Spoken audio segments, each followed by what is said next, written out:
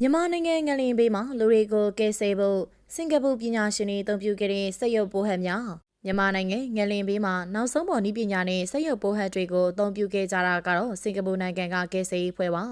မလ28ရက်နေ့ကလောက်ခတ်ခဲ့တဲ့မြေငလင်ကြောင့်တနိုင်ငံလုံးတိုင်းတာပျက်စီးဆုံးရှုံးမှုမနေမနောဖြစ်ခဲ့ပြီးတော့မြန်မာနိုင်ငံကကုညီကယ်ဆယ်ရေးလှုပ်ဆောင်နိုင်စွမ်းကိုကျော်လွန်နေတာကြောင့်လေနိုင်ငံတကာကုညီကယ်ဆယ်ရေးဖွဲ့တွေကိုဖိတ်ခေါ်ရတာဖြစ်ပါတယ်။ဒါကြောင့်လေနိုင်ငံတကာကကုညီကယ်ဆယ်ရေးဖွဲ့တွေများကြီးရောက်လာတာပါ။ဒီထဲမှာစင်ကာပူကအသက်ရှင်လျက်ပြန်ပြီးတော့အသက်ကိုကယ်တင်ခဲ့ပါရီအဆိုပါနည်းပညာကတော့စက်ရုပ်ပိုးဟပ်ပါ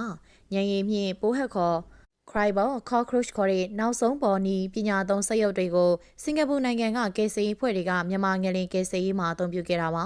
စင်ကာပူကယ်ဆယ်ရေးဖွဲ့တွေဟာပြိုကျပျက်စီးနေတဲ့စာအုပ်တွေကလူတွေဝင်လို့မရနိုင်တဲ့နေရာကို Cribal Cockroach တွေကို control လုပ်ပြီးတော့ဝင်ရောက်စေကသူတို့ body မှာတက်ထားတဲ့infrared camera နဲ့စင်ဆာကနေတဆင့်ကြည့်ရှုထောက်လှမ်းနိုင်ခဲ့ကြတာဖြစ်ပါတယ်။ Cribal Cockroach ဒီစက်ရုပ်ပိုးဟဲ့နည်းပညာကိုဂျပန်နိုင်ငံကငလင်ကယ်ဆယ်ရေးတွေမှာပထမဦးဆုံးအသုံးပြုခဲ့ကြတာပါ။အခုချိန်မှာတော့စင်ကာပူနိုင်ငံကကယ်ဆယ်ရေးသမားတွေကမြန်မာငလင်ကယ်ဆယ်ရေးမှာအသုံးပြုခဲ့တာဖြစ်ပါတယ်။အဆိုပါစက်ရုပ်ပိုးဟဲ့ကြောင့်လူပေါင်းများစွာရဲ့တက်ကိုကယ်တင်နိုင်ခဲ့တယ်လို့သိရတာပါ။အဓိကအားကယ်ဆယ်ရေးနည်းပညာမြင့်လေ